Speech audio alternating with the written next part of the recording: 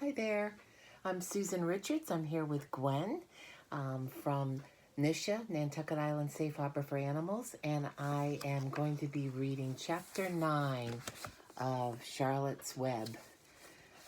We've come quite a ways, and this chapter is called Wilbur's Boast. A spider's web is stronger than it looks. Although it is made of thin, delicate strands, the web is not easily broken. However, a web gets torn every day by the insects that kick around in it, and a spider must rebuild it when it gets full of holes. Charlotte liked to do her weaving during the late afternoon, and Fern liked to sit nearby and watch. One afternoon, she heard a most interesting conversation and witnessed a strange event. "You have awfully hairy legs, Charlotte," said Wilbur, as the spider busily worked at her task. "My legs are hairy for a good reason," replied Charlotte. "Furthermore, each leg of mine has 7 sections: the coxa, the trochanter, the femur, the patella, the tibia, the metatarsus, and the tarsus." "Yes, Gwen." Wilbur sat bolt upright. "You're kidding," he said. "No, I'm not either." "Say those names again. I didn't catch them the first time." And I might be mispronouncing one or two of these. The coxa, the trochanter, the femur, the patella, the tibia, the metatarsus, and tarsus. "Goodness," said Wilbur, looking down at his own chubby legs. "I don't think my legs have 7 sections." "Well," said Charlotte, "you and I lead different lives. You don't have to spin a web. That takes real leg work." "I could spin a web if I tried," said Wilbur, boasting. "I've just never tried." "Let's see you do it," said Charlotte.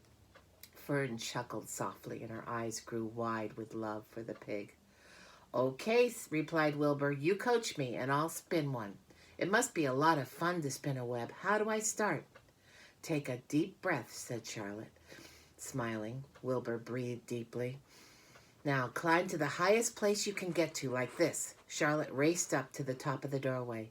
Wilbur scrambled to the top of the manure pile. "Very good," said Charlotte. "Now make an attachment with your spinnerets. Hurl yourself into space and let out a drag line as you go down." Wilbur hesitated a moment, then jumped out into the air. He glanced hastily behind to see if a piece of rope was following him to check his fall, but nothing seemed to be happening in his rear, and the next thing he knew, he landed with a thump. "Oomph!" he grunted. Charlotte laughed so hard her web began to shake. "What did I do wrong?" asked the pig when he recovered from his bump. "Nothing," said Charlotte. "It was a nice try." "I think I'll try again," said Wilbur cheerfully. "I believe what I need is a little piece of string to hold me." The pig walked out to his yard. "You there, Templeton," he called. The rat poked his head out from under the trough. "Got a little piece of string I could borrow?" asked Wilbur. "I need it to spin a web." "Yes, indeed," replied Templeton, who saved string. "No trouble at all. Anything to oblige." He crept down into his hole, pushed the goose egg out of the way, and returned with an old piece of dirty white string. Wilbur examined it. "That's just the thing," he said. "Tie one end to my tail, will you, Templeton?" Wilbur crouched low with his thin, curly tail toward the rat. Templeton seized the string, passed it around the end of the pig's tail, and tied 2 half hitches. Charlotte watched in delight. Like Fern, she was truly fond of Wilbur, whose smelly pen and stale food attracted the flies that she needed, and she was proud to see that he was not a quitter and was willing to try again to spin a web. And here's Templeton, if we can see that. Templeton tying the string to Wilbur's tail. Get a little closer there. Okay.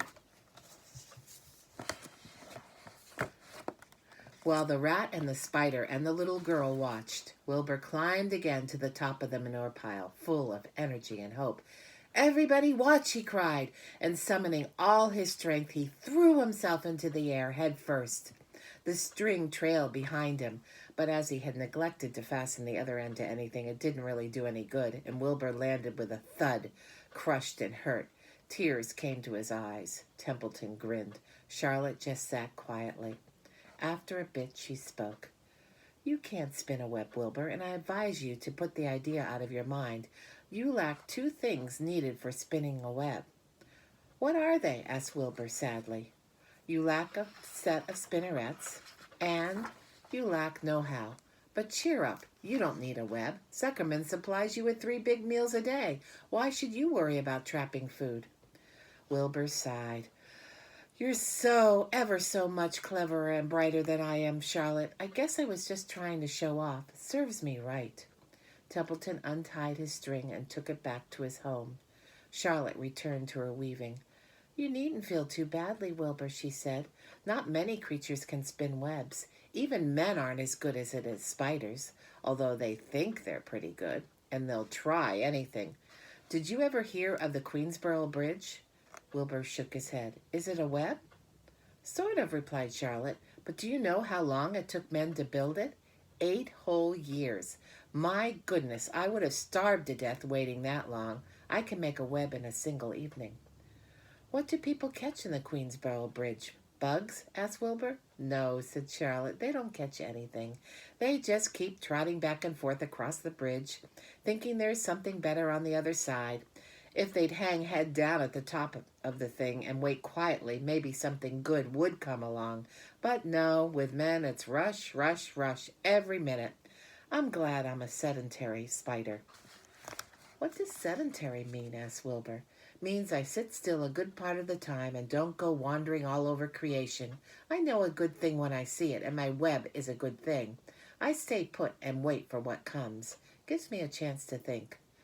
Well, I'm sort of sedentary myself, I guess, said the pig. I have to hang around here whether I want to or not. You know where I'd really like to be this evening. Where? In a forest, looking for beechnuts and truffles and delectable roots, pushing leaves aside with my wonderful strong nose, searching and sniffing along the ground, smelling, smelling, smelling. You smell just the way you are, remarked a lamb who had just walked in. I can smell you from here. You're the smelliest creature in the place. Wilbur hung his head. His eyes grew wet with tears. Charlotte noticed his embarrassment, and she spoke sharply to the lamb. Let Wilbur alone, she said. He has a perfect right to smell, considering his surroundings. You're no bundle of sweet peas yourself. Furthermore, you are interrupting a very pleasant conversation. What were we talking about, Wilbur, when we were so rudely interrupted? Oh, I don't remember, said Wilbur. It doesn't make any difference. Let's not talk any more for a while, Charlotte. I'm getting sleepy. You go ahead and finish fixing your web, and I'll just lie here and watch you. It's a lovely evening. Wilbur stretched out on his side. Twilight settled over Zuckerman's barn, and a feeling of peace. Fern knew it was almost supper time, but she couldn't bear to leave. Swallows passed on silent wings, in and out of the doorways, bringing food to their young ones. From across the road a bird sang, Whip-poor-will, whip-poor-will. Lurvy sat down under an apple tree and lit his pipe. The animal sniffed the familiar smell of strong tobacco. Wilbur heard the trill of the tree toad and the occasional slamming of the kitchen door. All these sounds made him feel comfortable and happy, for he loved life and loved to be a part of the world on a summer evening. But as he lay there, he remembered what the old sheep had told him. The thought of death came to him, and he began to tremble with fear. Charlotte, he said softly. Yes, Wilbur? I don't want to die. Of course you don't, said Charlotte in a comforting voice. I just love it here in the barn, said Wilbur. I love everything about this place. Of course you do, said Charlotte. We all do. The goose appeared, followed by her 7 goslings. They thrust their little necks out and kept up a musical whistling like a tiny troop of pipers. Wilbur listened to the sound with love in his heart. Charlotte, he said. Yes, said the spider. Were you serious when you promised you would keep them from killing me? I was never more serious in my life. I am not going to let you die, Wilbur. How are you going to save me? Asked Wilbur, whose curiosity was very strong on this point. Well, said Charlotte vaguely, I don't really know, but I'm working on a plan.